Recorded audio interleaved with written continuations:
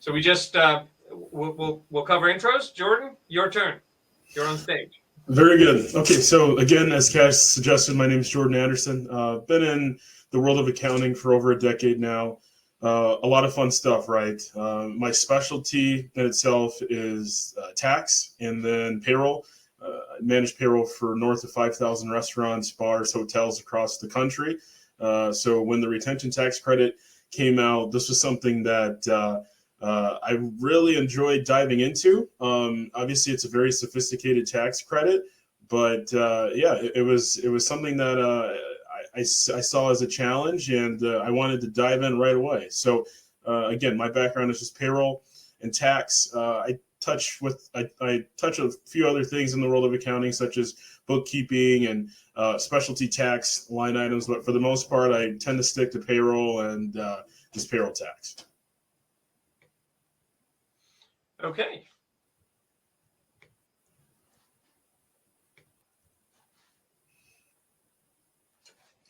All right. So, what is the Employee Retention Credit, also known as ERC? Some folks call it ERT. Some folks call it the Employer Retention Credit. It's all the same thing. So, the Employee Retention Credit, believe it or not, this has actually been around for quite some time now. It came out during Hurricane Katrina years and years ago, and folks were able to tap into this that were impacted by the actual hurricane. Okay. Fast forward to March of 2020 in the United States, well, everywhere really, but the United States, that's when we start buckling down. And the retention tax credit is brought back to life in the sense that those businesses that were or are actively impacted by the pandemic are able to tap into this. So looking at the brief history of the ERC here. So March 2020, as I suggested, ERC comes to fruition as well as the PPP. PPP is the Paycheck Protection Program. Most of you will be familiar with this. There was 2 rounds, round 1 and round 2. You were able to get 2.5 times your average monthly payroll expense, right? Restaurants and bars, or any folks who fell in the restaurant category, they had the proper NAICS code, were able to get for round 2 3.5 times their average monthly payroll. So very lucrative. An injection of capital that came back to folks that they were able to tap into and keep the lights on, right? However, as it relates to the retention tax credit, back in March of 2020, and even for months to come, if you received the PPP, any PPP monies, you were not able to get the employee retention credit. Okay, so throughout the year, we land in November, and businesses are completely zeroing in on PPP and making sure that they got their first round, and the government is obviously ushering in a second round of PPP as well. Folks are really locked and loaded trying to get those monies, which bleeds into 2021, where round 2 is officially launched. Okay. However, before we dive into 2021, in December of 2020, there was chatter within Congress that there was going to be an amendment to the law, or legislation rather, that made it to where businesses that receive PPP could also claim the retention tax credit. Okay, this legislation was, for the most part, brushed under the rug. There wasn't any kind of marketing. There was no kind of pamphlets handed out, door to door, anything of that nature. Nothing in the news. There were no articles written about the employee retention credit, or the changes that came to life during December 2020.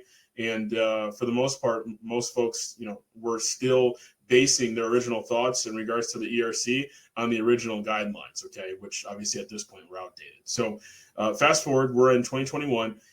Most businesses are not aware of the retention tax credit. Okay. And to make matters worse, their accountants may even be telling them that they do not qualify. Okay. Maybe because they didn't have a proper lack of loss when it comes to the revenue, or they got the PPP round 1 and or round 2. Okay. At this point, given that there was an amendment to the legislation that made it to where businesses that receive PPP could retroactively go back and amend their 941s to receive the retention tax credit, it's clear how a lot of this can get really jumbled and relatively quick. Okay. As of February 2022, there were roughly 12% of businesses that were eligible to claim the credit had claimed it. Okay. So in other words, you're talking a vast majority of folks either A, are not aware that the employee retention tax credit exists. B, their accountant or CPA or financial advisor, whoever, told them that they were not eligible for the credit. Or C, they're just basing, they're prematurely thinking in their mind that they are still disqualified based on the original guidelines, and they haven't been following changes to the legislation, which, I mean, you can't blame everyone or even yourself or whatever the case may be, considering that there's been several dozens actually amendments to the legislation, and if you haven't been following it from the beginning, it's easy to get lost in the water, which is at this point has been quite muddied. So eligibility, this is a crucial step to claiming the retention tax credit. You have to be very careful. There's a lot of gray area here when it comes to eligibility, but for the most part, the IRS is has things relatively dialed in when it comes to establishing eligibility. So let's first talk about the criteria to qualify for the credit, and then just some misconceptions that have flooded the market. So eligibility criteria number one: if your business was impacted by the pandemic, and let's say you're a restaurant and you were forced to reduce your capacity, so only 50% of your standard capacity is what you're able to entertain, then you are eligible for the retention tax credit for the entire duration in which your capacity is restricted. So I'll give you an example. Here in Michigan, Governor Whitmer reduced the capacity from March 13th of 2020 throughout June, the lion's share of June rather, of 2021. So for my restaurants, bars, hotels in Michigan, you would be eligible for the retention tax credit from a small tidbit in quarter one of 2020 through the lion's share of quarter two 2021. So that's significant. That's the entire duration in which you can claim the retention tax credit for the most part. You'd be missing quarter three of 2021. Okay, even if you're not in Michigan, almost every single state had a mandate that made it to where you had to operate at a reduced capacity. So California was another big one where there was a reduction to capacity, similar to Michigan actually. So in the very beginning, it was takeout only, right? Carry out only. You could not do, there was no kind of indoor dining that was permitted. It was strictly takeout. Fast forward a few months, opened up to 25%, a few more months, 50%, and it stayed at 50% capacity, at least in Michigan, up until June 22nd of 2021. Okay. Eligibility criteria number two. If you didn't, actually, I'm going to backpedal for 1 second. So if your business did not suffer from a reduction or a measure from a mandate to reduce capacity, then we're going to move over to eligibility criteria number two, which is, did your business see a decline in gross receipts? Okay. So the measures are a little bit different depending on what year you're looking at. So for 2020 to qualify, you would need to look at, for example, quarter two 2020 and compare your gross receipts to the same quarter in 2019. Okay. For 2020, you would need to have seen a 50% decline in gross receipts. All right. So if you saw, again, a 50% decline in gross receipts quarter over quarter, comparing quarter two of 2020 or any quarter of 2020 to the same quarter in 2019, that entire quarter would qualify for the retention tax credit. Okay. For 2021, government legislation changed again, surprise, right? And that 50% threshold went down to 20%. Okay. So another example, let's say your quarter two 2021 gross receipts, you would compare that quarter to the same quarter in 2019. If you saw a 20% decline in gross receipts, again, that entire quarter would be eligible for the retention tax credit. Okay. And the beauty behind the gross receipts method when it comes to testing is you're operating in no gray area, right? It's clear cut, plain as day that you are eligible, and here's why. There's no disputing it, right? Pair that with the fact that the following quarter, so as long as the previous quarter is eligible based on the gross receipts test, is automatically grandfathered in, right? So what that means is, let's say you qualify for quarter two 2021 based on the gross receipts test. Even if your quarter three 2021 was not down 20% in comparison to the same quarter in 2019, it would still qualify because the subsequent quarter is always grandfathered in, which is the beauty behind the gross receipts test. Okay. And then the third And I don't want to say final way to qualify because there's a couple other ways, but at that point you'd be operating in a gray area. And we can touch base individually on this depending on if your situation is unique. But the third way to qualify, and this is kind of a broad statement, is your business must have been impacted by the pandemic, and the impact in itself must have been nominal. Okay, based on IRS guidelines, nominal is considered to be a disruption that is 10% of the business. Okay, so I'll give you an example. Let's say you were not able to get a particular product and you had to get a substitute product due to COVID. Very important, due to the pandemic, and that substitute product is, you see a 25% increase in the cost. That would be a criteria that would make you eligible for the retention tax credit through the time you were using that particular substitute, okay, or that substitute product. All right. So again, it's very clear how this is a gray area, but technically, according to the IRS and the guidelines that they've presented, as long as you're able to prove that there's been a nominal disruption, again, think of 10% in nature, then you would be eligible. I'll talk to my manufacturers currently, my operators of manufacturing companies, or any company really, but we had a few manufacturing companies that steel prices went up, right? The cost to produce certain molds, so resin, went up drastically. They were not able to get ABC products, so they had to use XYZ, and their cost of goods sold, shot up. In some cases, even 100%. You would qualify, right? Another example, we had an OEM auto parts supplier, right? They were not able to source one of their main products that they sell, and I believe it made up maybe 50 or 60% of their total sales. So they had to pivot their entire operation because they could no longer get that particular product. Okay, that would be considered in this case, a more than nominal impact or disruption to the enterprise. So just to recap, in terms of eligibility, if your business was forced to operate at a reduced capacity, you passed the gross receipts test. Again, 2020, that would be 50%. For the quarter, you would need to be down in comparison to the same quarter in 2019. 2021, you would need to be down only 20% compared to the same quarter in 2019. And then the third way to qualify, and there's a couple others, but that's when you're getting into the nitty gritty, and we can discuss one-on-one, is you had what's known as a nominal disruption, or at least a nominal disruption to your enterprise. Okay, so those are the three ways to establish direct eligibility.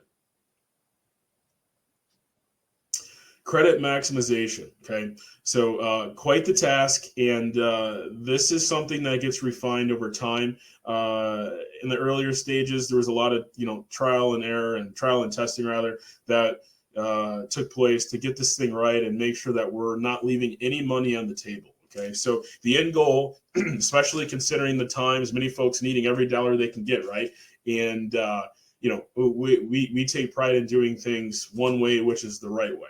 Okay, we do not want to leave a penny on the table. As ridiculous as that may sound to some, we are in the business of maximizing this credit and pulling every dollar that's owed to your enterprise. Okay, so in the very beginning, we started off with Excel spreadsheets, a wealth of different formulas and whatnot. That it was a lot of manual work. Fast forward, probably mid 2020. The beginning of 2021, we developed actual software that does a lot of, it's pretty much autonomous for the most part. There's still manual input because you got things, there's certain interplay, right? So when it comes to the retention tax credit, let's think back on our original thought of the PPP, right? If you had the PPP, you couldn't get the ERC. They changed it. So if you got the PPP, you're still able to get the retention tax credit. However, when you're calculating the retention tax credit, you cannot double dip on those wages that were funded with PPP monies, right? So that's your one hurdle that you need to be mindful of. And it's one of the things that really will railroad a computation for either year, because there was a PPP available for both 2020 and 2021, right? So it takes some significant knowledge and expertise when it comes to dialing that in, especially when you got PPPs, because there's interplay there, and you need to make sure that you're disqualifying the proper wages and really kind of diving into the wages, making sure that you're not taking away too much. You're not disqualifying from someone else or from someone when it should be disqualified from someone else, right? There's a a series of ways to really maximize this thing. Outside of the PPP, you need to be privy to there's wage caps. Okay, so with these wage caps, for example, so for 2020, you're able to get a maximum of $5,000 back per employee that you had on payroll. Okay, how that's calculated is you get a 50% credit on the first $10,000 in wages, and that's for the year. Okay, so $5,000 max for the year. Okay, for 2021, you're able to get back $7,000 per quarter, and that's for quarters 1, 2, and 3. Okay, which means you're able to get up to $21,000 per employee for 2021. All in all, when the dust settles between both tax years, you're able to get up to $26,000 per employee. Keep in mind, this is a cash refund, right? We are living in times that I sometimes like to point to extreme, right? We've never seen anything like this happen. What I always tell folks is you kept employees on payroll. The government is rewarding you for doing so because you did your part, right? This is your benefit. This is your cash refund for doing your part in regards to the pandemic. This is money owed back to you, and rightfully so. It's a refund on your payroll taxes, so your 941 taxes, and then any surplus that's calculated depending on your particular computation, right? Anyways, going back to the wage caps, so you need to be mindful of the particular wage caps, right? So I'm going to give one example. So let's say you have several employees, right? This is a law office, okay? You have several employees, and we're talking to 2020 currently. Several employees, they all make a salary of $200,000 per year, right? How nice.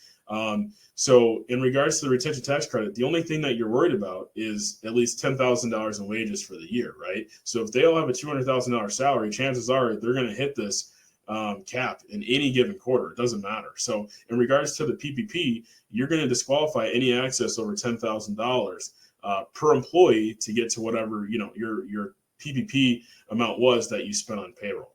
Okay, so again, just another way to maximize the credit and point to some of the line items that can really make things challenging. Current challenges. So we're going to start from the top, of course. So lack of understanding about the credit. Okay, so many folks, kind of what I was referencing earlier on, many folks still to this day believe that they do not qualify for the credit, right? Especially those who, I point back to restaurants and bars and hotels a lot because that's what I specialize in and have for 10 plus years. As I, hinted earlier or suggested earlier, I do payroll for north of 5,000 establishments, which are predominantly restaurants and bars and hotels across the country. Okay. So specifically for my restaurant and bar owners, no matter what state you live in, every state had a mandate that affected your capacity, right? So if you're watching this, you are all qualified for the retention tax credit. At this point, it becomes a matter of what periods are you qualified to and from, right? Manufacturers, same thing. As I suggested, major disruptions to the supply chain, right? I know just because I studied supply chain. Supply chain is a major issue right now. It's been a major issue, okay? And it's probably going to continue to be a major issue. Look what's going on with, again, I'm here in Detroit, right? We got Ford, FCA, all the big automakers here, and chip shortage is affecting everyone. Okay, we'll use a personal example. I ordered a truck myself several months ago. It's still not here, right? That's the supply chain for you. And when it comes to manufacturing, you may only take place in a few parts, but that's the entire gist of it, right? If you only have a few parts, another manufacturer focuses on particular parts. You're going to constantly run into these bottlenecks, right? Anyways, so many folks just don't understand the credit. They think that they don't qualify for the credit. They may think that the credit is a scam. I've seen that oftentimes. Many folks pointing to the credit as being a scam. It's not a scam. It's very real. It's very live, very active. We see overpayment checks coming in, refund checks coming in from the IRS every day, ranging from a few $1,000s to six figures, and in some cases, seven figures. Okay, I've personally validated tens of millions of dollars in refund checks directly from the IRS. As they, in the very beginning, I was, on the end of also thinking that there was something wrong with this, right? Too good to be true.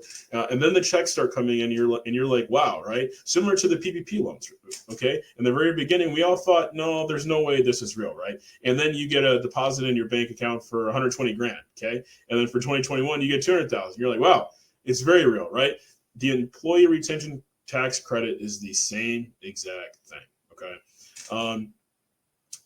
Bad advice from trusted advisors. Okay, so a lot of advisors, whether they're a CPA, a standard accountant, financial consultant, lawyer, tax attorney, whatever the case may be, they have your best interest in mind. Okay, there's no disputing that. However, sometimes they'll give bad advice in regards to the retention tax credit. We've seen this firsthand, and this bad advice can lead to you missing out on tens of thousands of dollars. In some cases, like I said earlier, hundreds of thousands of dollars, and even approaching seven figures or not well into seven figures. Okay, there was a situation like this where we dealt with firsthand. Client was advised that they didn't qualify for the credit, and needless to say, they did qualify for the credit after we dove into the situation, and we were able to pull back over $500,000 for them. Okay, if they didn't reach out to us, they would have left $500,000 on the table, which for many is life changing, right? And this particular business was on the cusp of going out of business. The lights were flickering at that point. Okay, this $500,000 injected new life into the business, and now they're thriving, which is the beauty behind the retention tax credit. Okay, fear. What if I don't get my money? This is a common theme. However, unlike the Paycheck Protection Program, or the big one right now is the RRF, right? Again, for my restaurants and bars, the Restaurant Revitalization Fund. You may have got it, you may haven't have gotten it. Many folks didn't. If you were lucky, you got it. Hats off to you. It was a game changer. It still is. There's some lobbying right now for the RF to be replenished, but as it stands, who knows what's going to happen, right? Now, for the retention tax credit, this is backed by the Treasury. Okay. What that means is it's impossible for the funding to run out. There is no funding. The Treasury backs it. The money printer keeps going. Okay, it doesn't stop. So there isn't a $100 billion fund, and once that's depleted, there's no money. You're out of money, right? No, that doesn't happen. That's not the case. The Treasury backs this. They're going to keep printing. If an employee retention tax credit is owed to you, you're going to get your money. It's not a matter of if you're going to get it. It's a matter of when you're going to get it. Typically, we see a 30 to 45 week turnaround time in terms of getting back the money for the retention tax credit, the cash refund. In the earlier days, it was much smaller because many folks didn't know about it. So I could tell you back then, 5 weeks, right, or 10 weeks. As the months went on, I was constantly moving the gauge, unfortunately, upwards. But it is what it is. The IRS is overwhelmed. They had throughout the pandemic, thousands of workers either get laid off or quit or just not return. Right. The pandemic has created one of the greatest periods of either forced retirement or just complete exodus of folks just retiring and throwing in the towel. Right. Next, price gouging. Okay, price gouging is huge. There's a lot of folks that are just trying to get their feet wet and take as much money as they can, which is obviously the wrong approach. Okay, you have attorneys and accountants and CPAs and financial advisors and and folks in the market that think they're an accountant, but really they're just a fly by night company, and they're charging ludicrous numbers to calculate this thing, right?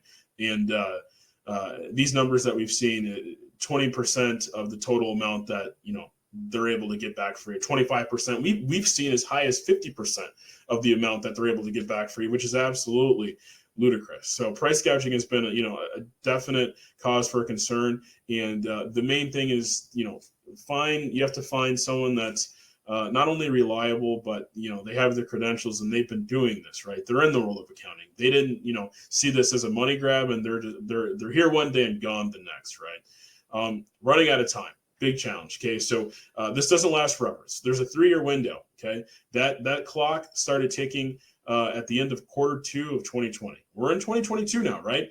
So there's time, but the clock is most definitely ticking, and it's ticking fast. All right. So you want to get on the ball with this. You want to get your money. You want to get your computations or your 941Xs into the IRS. Processing times right now, as I hinted to earlier, are running out far. Like I said, as it stands, I've seen an average of maybe a month ago. The average was 287-day wait time. I think that's what we calculated at. So almost a year here in terms of processing times. Again, this is months back, but I tend to stay in that window. Within a year, you'll get the money, but it's always better to send in your amended returns and get this thing done sooner than later, just because those processing times are deadly right now.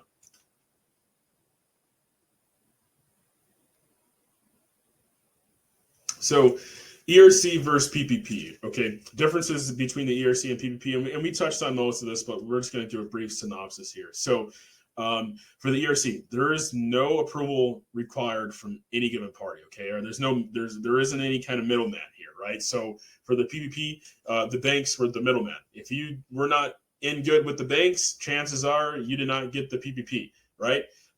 They were the final roadblock, if you will, that you had to get over. Okay, so for the retention tax credit, it's your money, it's your cash refund, and it's coming back to you. As I suggested, it's backed by the Treasury. They will keep printing money. If you send in 941X and you claim a retention tax credit, you will get your retention tax credit. Okay, it is guaranteed. It is not an if case. All right.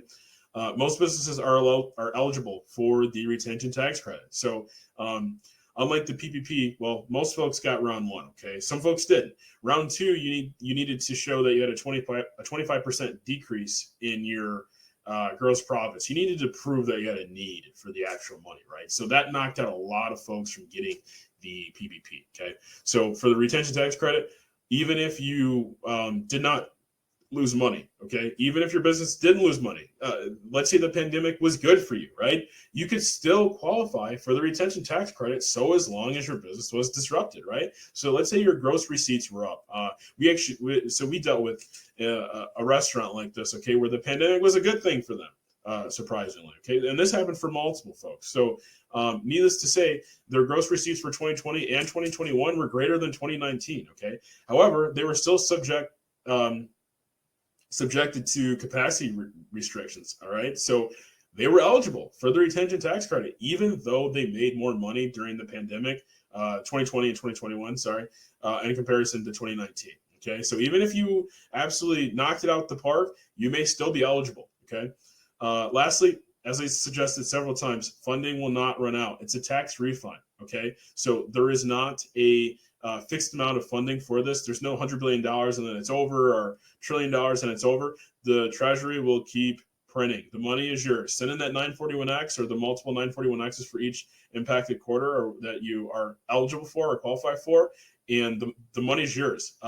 It is a bittersweet feeling when you get a refund check. You look at the amount and realize that everything has come around full circle, and this is your money, and the check in your hand may very well be what sets you apart from being able to establish longevity for your business or throwing in the towel, right? So take advantage. The retention tax credit, it's your money.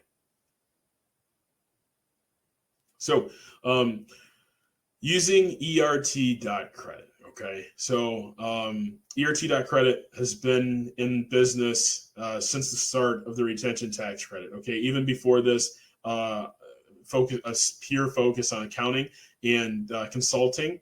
Consulting has been specific towards restaurants, bars, and hotels.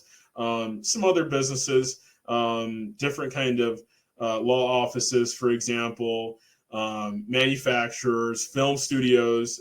So strategic growth was kind of our niche in the industry when it came to pre-pandemic consulting, right? But accounting's always been there in terms of payroll. The retention tax credit is a payroll-oriented credit, right? So this isn't something that we took upon ourselves overnight to try to grab some money from. This is something that we parlayed our current enterprise into, right?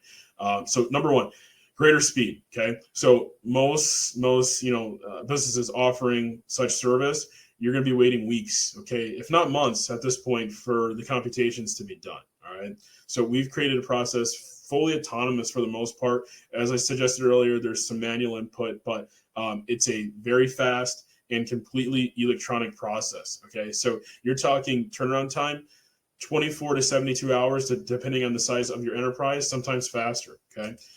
Fixed fee. So we are not fans of charging a percentage. All right. So I want to say 99% of the market right now, they're charging a percentage. On the front end, it may sound good, right? But with these credits being huge, you do not want to pay a percentage. Okay. So we've run into the situation of folks saying, well, they're going to offer us 20%. What is your offer, right? And the 20% I'll use one example. We had an enterprise where their credit was a little over $1 million, right? So they were going to pay $200,000 to this firm to calculate their credit. Okay. Long story short, ERT.Credit ended up providing the computations, and they paid $40,000. So they had an effective immediate savings of $160,000 that stayed in their pocket. Okay, so this is your money. Do not fall into the trap of believing that the IRS is not going to pay this. It's your money, 100%. It's guaranteed. Treasury backs it. Take advantage. Okay, stay away from percentages. The percentages are always going to be high. It makes sense to pay a fixed fee, which is why we have a fixed fee. Okay, we want to make it to where all parties win, and it stays that way. That's the benefit with ERT. Okay, we're not gonna dig into all your pockets. Okay, lastly, maximum refund. Right, so we will maximize your return. That's the golden standard that we've built from the very beginning with our fully electronic process. Paired with several different algorithms that we have and machine learning, we've refined this thing to where, again, we're not going to leave any money on the table. Okay, our goal is to remove every dollar, every penny. We want to redirect everything that is owed to you to your pocket. It's your money, as I suggested, and it's owed to you. Let's get every dollar for you. That is exactly what ERT.Credit does.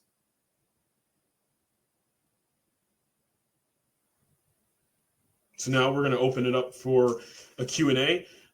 Any questions that folks have, if you want, to the right-hand side of this webinar, you should be able to see a chat box, and you can type in your questions, and we'll do a little Q&A here.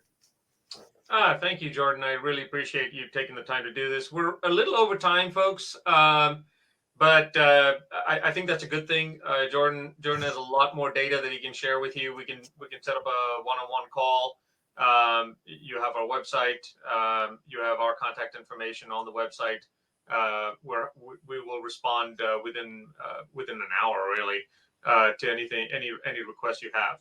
So, Jordan, you've covered most of everything associated with this credit.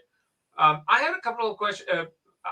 One of the things is some of the things that our customers oftentimes continue to deal with is this idea that, okay, my CPA says they're going to do this for me. This is after we make them aware of the credit, or they find out from a friend, or whatever the case may be.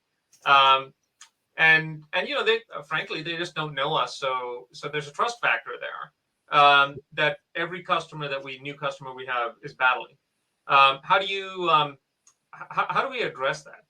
Sure. Yeah, that's a great question. So I think this is something, like you said, a common theme, right? So first and foremost, we're into the second quarter of 2022. Okay, if your CPA, accountant, financial advisor, tax attorney, whoever has not claimed this for you yet, chances are it may be out of their wheelhouse, right?